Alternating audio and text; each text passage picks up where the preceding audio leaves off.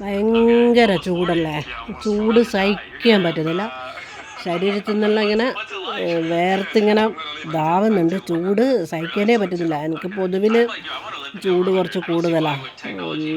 പല ഇതിൻ്റെ റേഡിയേഷൻ്റെ അതിൻ്റെ എല്ലാം ഇതായതുകൊണ്ട് ചൂട് കുറച്ച് കൂടുതലാണ് ശരീരത്തിൽ.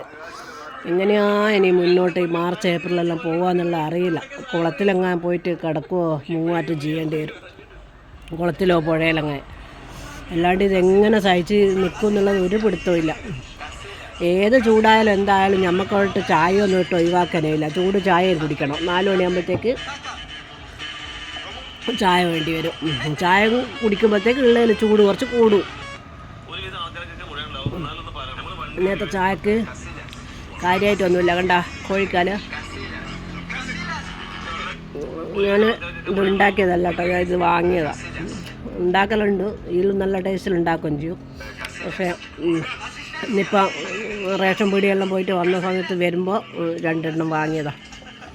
അപ്പോൾ ഓരോരോ സ്ഥലത്തും ഓരോരോ ചൂടാന്ന് തോന്നുന്നു. നല്ല ഓരോരുത്തരും ഓരോരോ തരത്തിലുള്ള. പാലക്കാട് നല്ല ചൂടെന്ന് പറയുന്നത്, കയ്യിലപ്പുറമാണ് കണ്ണൂർ, കുറച്ച് കൂടുതൽ തന്നെയാണ് ചൂട്.